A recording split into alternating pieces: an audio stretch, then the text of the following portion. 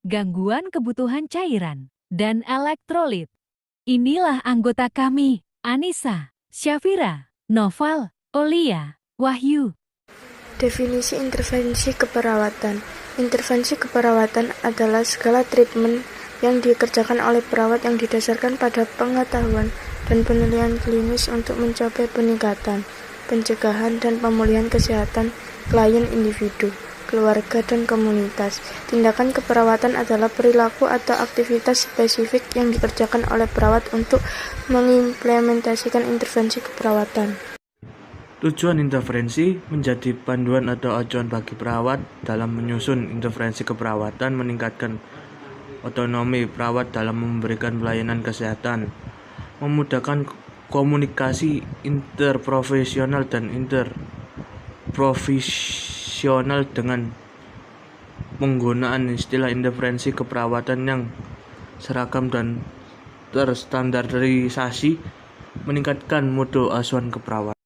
Langkah-langkah dalam intervensi keperawatan yaitu terdiri dari karakteristik diagnosis keperawatan, Laura atau outcome keperawatan yang diharapkan, kemampuan pelaksanaan intervensi keperawatan, kemampuan perawat, penerimaan pasien, hasil penelitian. Definisi gangguan cairan dan elektrolit. Gangguan keseimbangan cairan dan elektrolit adalah kondisi ketika seseorang memiliki terlalu sedikit atau terlalu banyak mineral tertentu seperti potasium, kalsium, magnesium, dan sodium di dalam tubuhnya. Hal itu bisa terjadi karena berbagai alasan. Beberapa alasan yang paling sering ditemui ialah berkeringat terlalu banyak. Rentan normal kebutuhan cairan dan elektrolit pada dewasa dan anak berbeda, bisa dilihat pada gambar, dan setiap kenaikan T1 derajat Celcius di atas 30 derajat Celcius tambah cairan 10-15% atau 12-5% dari total maintenance dan replacement. Dan faktor-faktor yang mempengaruhi keseimbangan cairan dan elektrolit ada usia, suhu lingkungan, diet, stres, dan penyakit.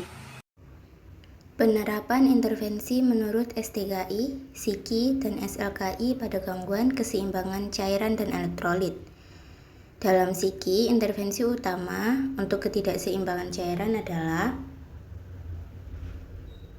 1. Manajemen cairan. Tindakan yang dilakukan pada intervensi manajemen cairan berdasarkan SIKI antara lain: observasi, monitor status hidrasi, monitor berat badan harian, monitor berat badan sebelum dan sesudah dialisis, monitor hasil pemeriksaan laboratorium, monitor pemeriksaan hemodinamik. Lalu untuk terapeutik, catat intake output dan hitung balance cairan 24 jam. Berikan asupan cairan sesuai kebutuhan. Berikan cairan intravena jika perlu. Lalu kolaborasi. Kolaborasi pemberian diuretik jika perlu. Yang kedua adalah pemantauan cairan. Tindakan yang dilakukan pada intervensi pemantauan cairan berdasarkan SIKI antara lain: untuk observasi, lakukan monitor frekuensi dan kekuatan nadi, monitor frekuensi nafas, monitor tekanan darah, monitor berat badan.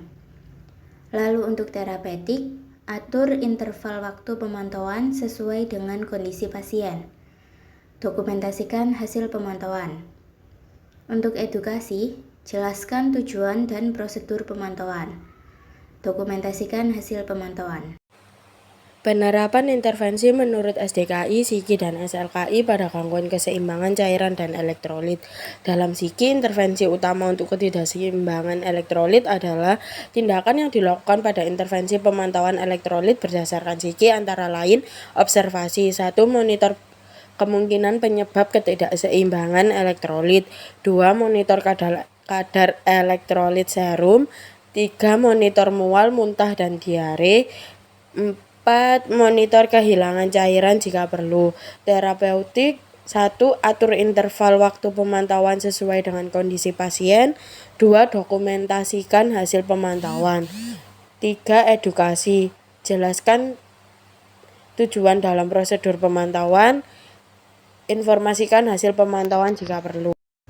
Terima kasih. Apakah ada pertanyaan untuk kami?